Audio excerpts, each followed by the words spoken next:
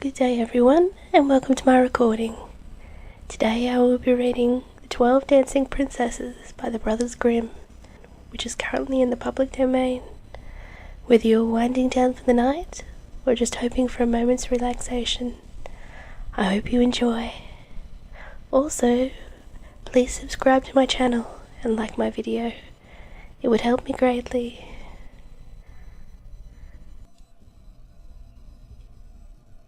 There was a king who had 12 beautiful daughters.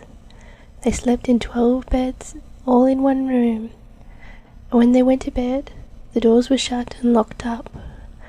But every morning the shoes were found to be quite worn through, as if they had danced all night, and yet nobody could find out how it had happened, or where they had been. Then the king made it known to all the land that if anyone could discover their secret, and find out where it was that the princesses danced at night, he should have the one he liked best for his wife, and should be king after his death. But whoever tried and did not succeed, after 3 days and nights, should be put to death. A king's son soon came. He was well entertained, and in the evening he was taken to a chamber next to the one where the princesses lay in their 12 beds.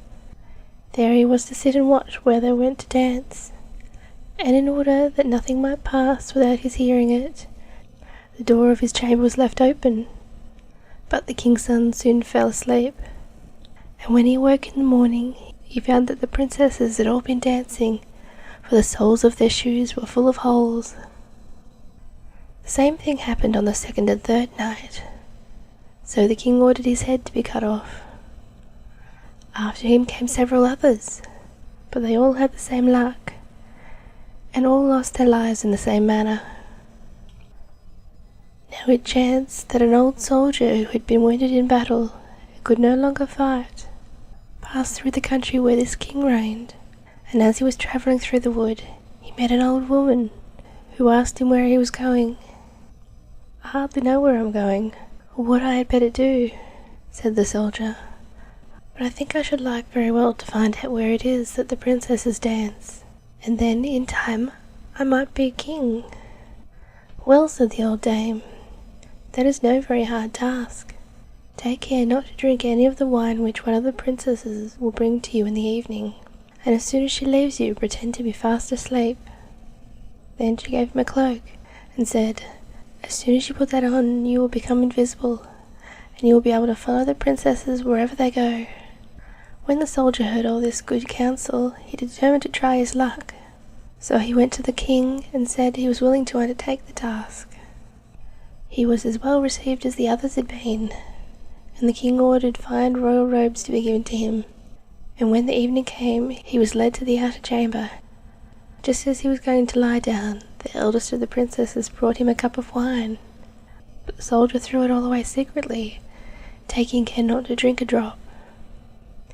Then he laid himself down on the bed, and in a while began to snore very loud, as if he was fast asleep. When the 12 princesses heard this, they laughed heartily, and the eldest said, "This fellow too might have done a wiser thing than to lose his life in that way." Then they rose up and opened their drawers and took out all their fine clothes, and dressed themselves and skipped about as if they were eager to begin dancing. But the youngest said, "I don't know how it is. Why you are all so happy, I feel very uneasy. I am sure some mischance will befall us." "You silly girl," said the eldest, "you are always afraid. Have you forgotten how many king's sons have already watched in vain? And as for this soldier, even if I had not given him the sleeping draught, he would have slept soundly enough." When they were ready, they went and looked at the soldier, but he snored on and did not stir hand or foot. So they thought they were quite safe, and the eldest went up on her own bed, clapped her hands, and the bed sank into the floor, and a trapdoor flew open. The soldier saw them going down through the trapdoor, one after another, the eldest leading the way, and thinking he had no time to lose, he jumped up, put on the cloak which the old woman had given him, and followed them. But in the middle of the stairs he trod on the gown of the youngest princess, and she cried out to her sisters, "All is not right. Someone took hold of my gown." "You silly creature," said the eldest. "It's nothing but a nail on the wall."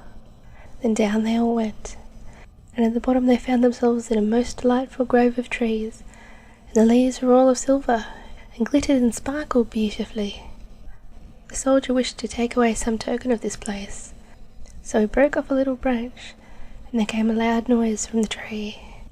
Then the youngest daughter said again, "I'm sure all is not right. Did not you hear that noise? That never happened before." But the eldest said, "It is only our princes who were shouting for joy at our approach." Then they came to another grove of trees, where all the leaves were of gold, and afterwards to a third, where all the leaves were of glittering diamonds. And the soldier broke a branch from each, and every time there was a loud noise, which made the youngest sister tremble with fear. But the eldest said still, it was only the princes who were crying for joy.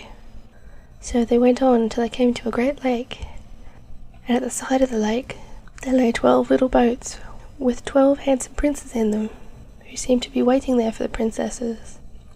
One of the princesses went into each boat, and the soldier stepped into the boat with the youngest.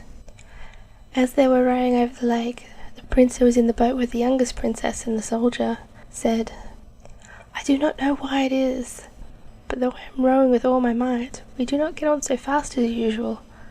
I am quite tired. The boat seems very heavy today." "It is only the heat of the weather," said the princess. "I feel very warm too." On the other side of the lake stood a fine illuminated castle, from which came the merry music of horns and trumpets. There they all landed and went into the castle, and each prince danced with his princess, and the soldier, who was at the time invisible, danced with them too. And when any of the princesses had a cup of wine set by her, he drank it up, so that when she put her cup to her mouth it was empty. At this too the younger sister was terribly frightened, but the eldest always silenced her. They danced on till 3 o'clock in the morning, and then all their shoes were worn out, so that they were obliged to leave off. The princes rowed them back over the lake, but this time the soldier placed himself in the boat with the eldest princess, and on the opposite shore they took leave of each other, the princesses promising to come again the next night. When they came to the stairs, the soldier ran on before the princesses, and laid himself down, and as the 12 sisters slowly came up, very tired, they heard him snoring in his bed. So they said, "Now all is quite safe." They dressed in their nightgowns, put away their fine clothes, pulled off their shoes, and went to bed.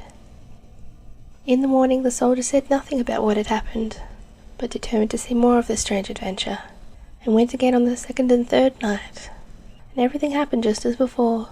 The princesses danced each time until their shoes were worn to pieces, and then returned home. However, on the third night the soldier carried away one of the golden cups as a token of where he had been. As soon as the time came where he was to declare the secret, he was taken before the king with the 3 branches and the golden cup, and the 12 princesses stood listening behind the door to hear what he would say. And when the king asked him, "Where do my 12 daughters dance at night?" he answered, "With 12 princes in a castle under the ground." And then he told the king all that happened, and showed him the 3 branches and the golden cup which he had brought with him. Then the king called for the princesses, and asked them whether what the soldier said was true. And when they saw that they were discovered, and that it was of no use to deny what had happened, they confessed it all. And the king asked the soldier which of them he would choose for his wife. He answered, "I am not so very young, so I will have the eldest." And they were married that very day, and the soldier was chosen to be the king's heir.